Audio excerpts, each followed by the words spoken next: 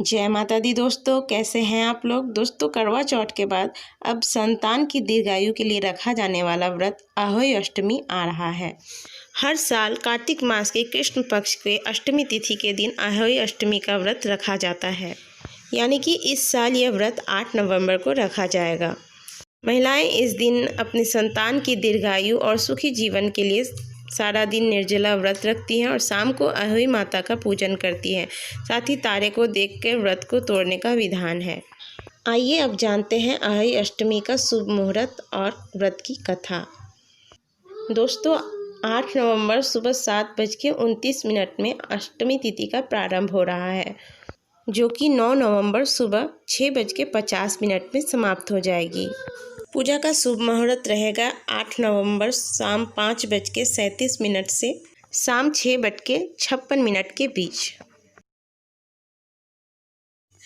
बहुत समय पहले की बात है, किसी नगर में एक साहूकार रहता था जिसके 7 बेटे और 1 बेटी थी। साहूकार ने अपने 7 बेटे और 1 बेटी की शादी कर दी थी, अर्थात अब उनके घर में उनके साथ 7 बेटों के साथ 7 बहुएं भी रहती थी। एक समय की बात है, साहूकार की बेटी दिवाली के समय अपने मायके आई।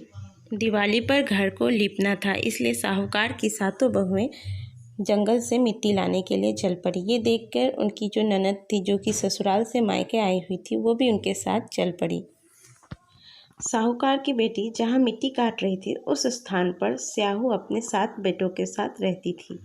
मिट्टी काटते हुए गलती से साहूकार की बेटी की खुरपी की चोट से स्याहू का एक बच्चा मर गया। इस पर क्रोधित होकर स्याहू ने साहूकार की बेटी से कहा कि मैं तुम्हारा कोख बांधूंगी।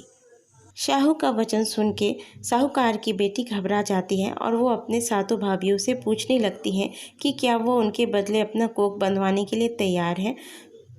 उसकी सबसे छोटी भाभी अपने कोख बंधवाने के लिए तैयार हो जाती है। इसके बाद छोटी भाभी के जितने भी बच्चे होते थे, वो 7 दिन के बाद उनकी मृत्यु हो जाती थी।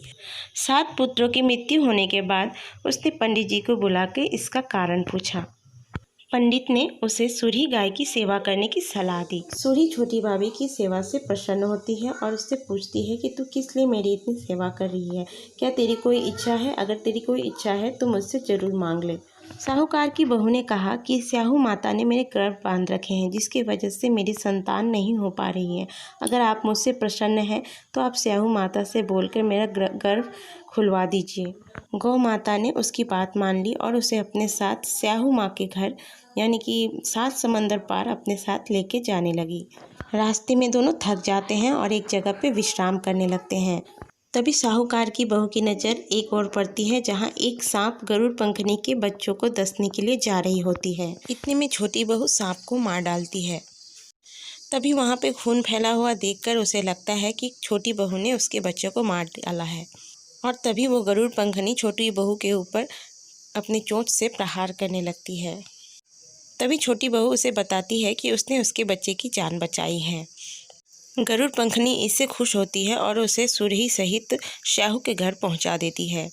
स्याहू के पास जाने के बाद साहूकार की छोटी बहू उसकी बहुत सेवा करती है, जिससे स्याहू प्रसन्न होकर उसे 7 बेटों की माँ और 7 बहुओं की सास बनने का आशीर्वाद देती है और कहती है कि घर जाने पर तू अहोई माता का उद्यापन करना, 7 अहोई बनाकर 7 कढ़ाई देना। जब साहूकार की बहू घर लौटती है तो उसे अपने 7 पुत्रों के साथ 7 बहू दिखाई देती है। ये सब देख के उसका मन बहुत भाव विभोर हो जाता है और वो 7 अहोई बना के 7 कढ़ाई के साथ माता का उद्यापन करती हैं। अहोई का अर्थ होता है अनहोनी को होनी करना। जिस तरह से अहोई माता ने साहूकार की बहू के कोख खोल दिए और उसे पुत्रवान कर दिया, इसी तरीके से अहोई माँ सभी स्त्रियों के भाग्यवान पुत्रवान बनाए रखे, उनकी सारी इच्छाएं पूरी करे।